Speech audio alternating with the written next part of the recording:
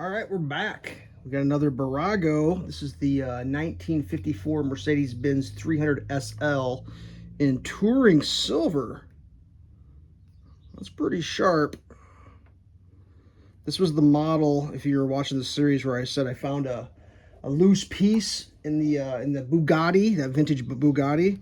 It was one of these side vents had fallen off and fell into the Bugatti and was stuck inside. I'd take the Bugatti apart and get it out. So luckily recovered that. Other than that, I think this is a pretty much intact model. I don't know of anything that's particularly missing from it.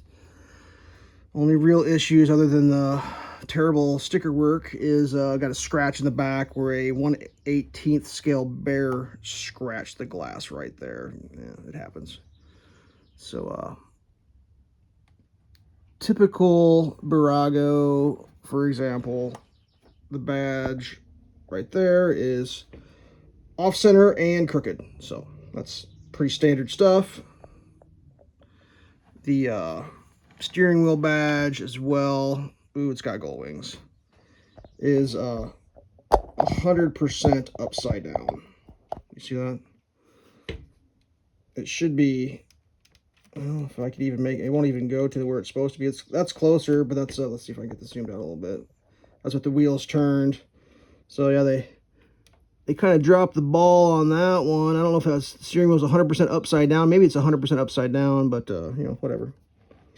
Pretty cool interior. It does have 3 pedals. Trying to get some zooms in here on the old interior. Sorry about that. Got some knobs. Got a parking brake over there. Let me do a little bit of a raised camera move here. Sorry for the zoom and the readjust, but sometimes that's how it gets done. Got a rear mirror, dials, knobs, switches, all sorts of fun stuff. There is a battery compartment. You can kind of see it poking through behind the driver's seat there. That is, it doesn't really open and close. I tried to like give it a little finger prod. It kind of felt like that was going to be a bad idea, so I went ahead and stopped. Look at the hood and the trunk open here, and then we'll zoom out a little bit. So we got ourselves a spare tire. I believe these are labeled Dunlaps. That's a 7x15 in the spare. Same on the sides, or sorry, on the all 4 corners. Oh, she's a roller. Just rolled weight on it. Okay. Don't go anywhere, little friend.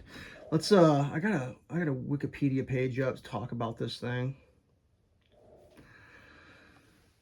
So the Mercedes-Benz 300SL chassis code W198 is a 2-seater sports car produced by Mercedes-Benz from 54 to 57.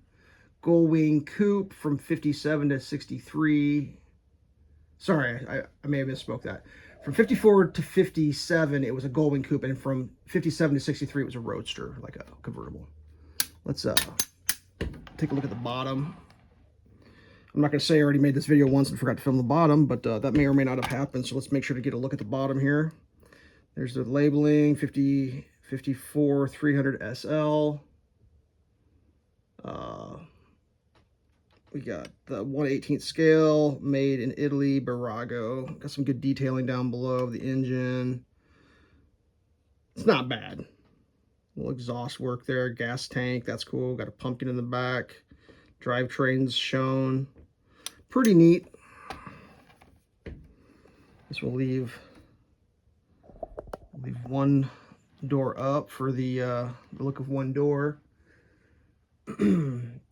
300SL was capable of going 162 miles an hour, earning it a reputation as a sports car racing champion and the fastest production car of its time, which is pretty neat. I'm gonna zoom out just a little tiny bit here. Here we go. Let's do both goalies up just because, caw-caw! You know, why not? Caw-caw! Car's iconic Gullwing doors and innovative lightweight tubular frame construction contributed to its status as a groundbreaking, highly influential automobile. The SL is German for Superlicht, which means super light. References the car's race-bred lightweight construction. I believe there was a, let's scroll down here, see if I can find it. There was a part of the article talking about the super duper light whatever. I'm not gonna be able to find it. Yeah, I can't find it. There was a couple of different versions of it where they lightened it up even more. You could order it with extra aluminum panels and all sorts of crazy stuff. Not very many were made that way.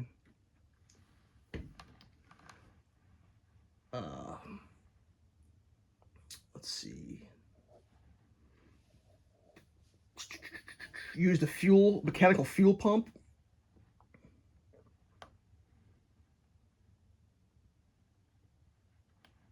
Oh man, I'm just drawing a blank here because I thought it was really interesting when I was reading about it and I can't find it.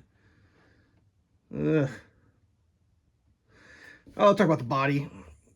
The body consisted of sheet steel. The bonnet, boot, lid, dashboard, sill, and door skins were made of aluminum. Silver gray was standard. All other colors were options. The objective of the overall design was to make the vehicle as streamlined as possible.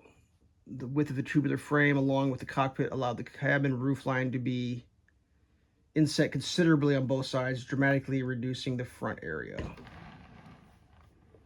The car's distinctive eyebrows are a function and the feature of the hood, both physically and aerodynamically, deflecting road water from the windscreen and stylistically in the rear, adding visual symmetry. How about that? Isn't that fun? I think it's a pretty cool car personally. Let me lower this back down. Get the sweet low angle shots. The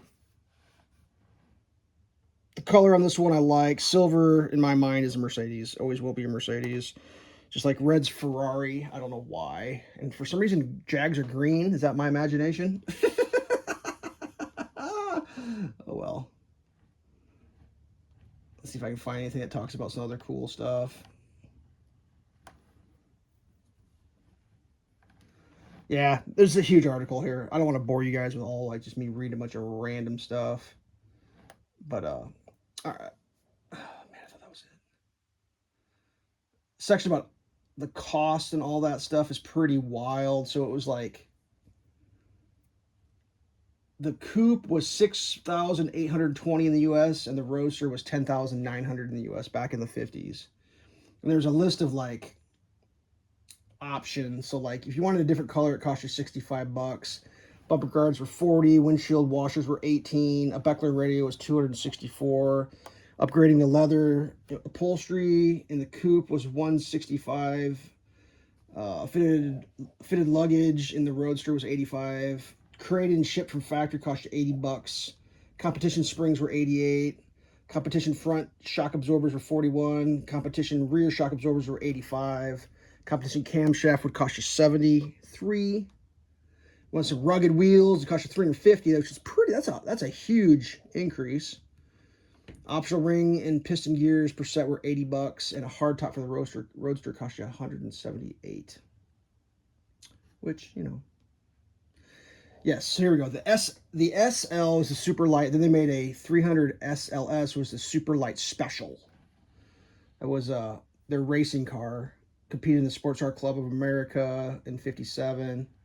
After the 300SL dominated the production class and took titles in '55 and '56, I believe. The rules were changed to make the class more competitive by enlarging the maximum engine size from 3 to 3.5 liters, rather than radically modifying the engine size. For the company's 300SL Roadster, they, what did they do? Oh, it scrolled on me. What did they do? They made a sweet car and it was awesome. I guess that's what they did. Sorry if that was rambling more than I normally ramble, but sometimes when making videos on Diecast 1/18, you ramble more than you intend. So there you go. Enjoy. I think I got everything this time. We'll catch you on the next one. Stay safe.